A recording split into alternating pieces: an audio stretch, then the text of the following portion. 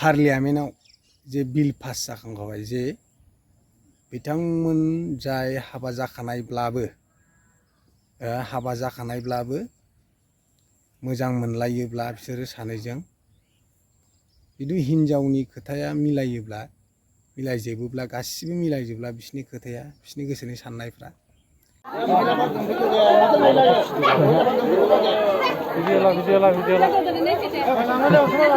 हेल' रायजो राजानो आंनि भिडिअ फिन खेबसे बयखौ बरायहरनाय थाबाय।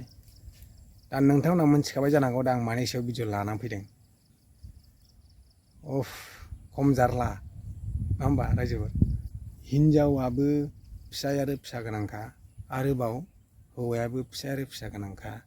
दा बिथांमोना मोजां मोनलायनानै हाबा खालामनो नागिरदोंमोन नङा होमबा। हाबा खालामनो नागिरनायाव दा न'खरनि आरो रायजो राजाफ्राहाय दा बिसोरनो होआ नङा होमबा।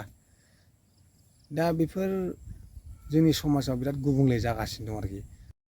दा बे थासारियानो जोंनि समाजाव दा जाफ्लेबाय थानाय मोनसे थासारि। दा रायजोफोर मा बुंनो, फारसेथिं साननानै नायब्ला मोजां मोनलायनाय नङा होमबा। मोजां मोनलायनाया रावखौबो जेखौ बुजिया, रावखौबो गियाबो, बुजिनायानो थाया।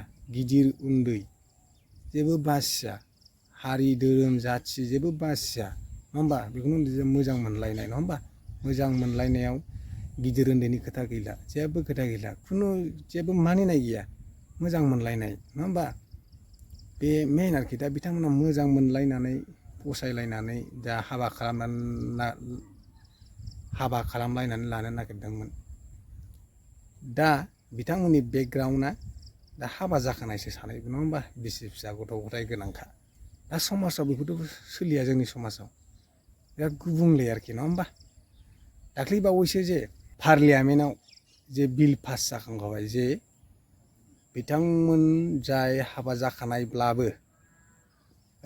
जाखानायब्लाबो मोजां मोनलायोब्ला बिसोरो सानैजों खिन्थु हिनजावनि खोथाया मिलायजोबोब्ला गासिबो मिलायजोबब्ला बिसोरनि खोथाया बिसोरनि गोसोनि साननायफ्रा लिभ एन्ड रिलेसनशिपआव थानो हागोन। दा बेखौ जे सिगाङाव जे पार्लियामेन्टआव बिल पास खालामना होबाय, आसरित आरोखि बेबो मोनसे नङा होमबा। जे आयेनजों थाङोब्ला बेबायदि थांगोन आरोखि नङा होमबा। दा जोंनि समाजाथ' बेखौ मानिया नङा होमबा। समाजाव बेफोर गुबुंले थासारि। दा हाबा जाखानाय बोरायफोर सिख्लाफोरखौबो लादों, हाबा जाखानाय बोरायफ्राबो गोबां दं, आरो हाबा जाखानाय हिनजावफ्राबो गुबुन दस्राजों मोजां मोनलायनाय। फर एग्जाम्पल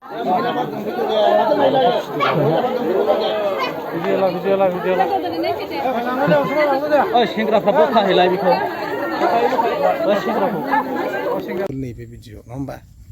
आरोबाव जे सिख्लाजों बोरायजों मोजां मोनलायनाय, बेबो गोबां दा जोंनि हारियाव जागासिनो दं आरोखि। नै दा जोंनि समाजाव बिराद जाफ्लेबाय थानाय मोनसे थासारि। दा नैबे मोनसे कन्टेन्टआ भाइरेल जागासिनो दं आरोखि। उदै गेन्द्राफोरखौ होनो ना नङा होमबा। उदै गेन्द्राफोरखौ जे बिसिना थाखा थिंख्लिसो बियो, खम जारला। जेबो गैया जानोबो हागौ। उदै गेन्द्रा मानसिफ्रा माथो नुनायावहाय बयबो थाखा गोनां नुयो नङा होमबा, जानोबो हागौ। दा जोंनि हारियावहाय बेफोरखौहाय फोसाबनांगौआ सोरनि दायित्व होमबा, समाजनि नङा होमबा। जोंनि समाजाव बेखौ हमखागोन, आरो आफादनि दायित्व। मेइन बुस्थुआ जाबाय आफाद, जोंनि बर' हारिनि आफादफ्रा, गासिबो आफादफ्रा बेखौ एक्सन लानांगौ आरोखि। बेफोरबायदि एक्सन लायाबा दा जाफ्लेबाय थागोन बेबायदिया। आरो समाजाव गुबुंले जागोन आरोखि।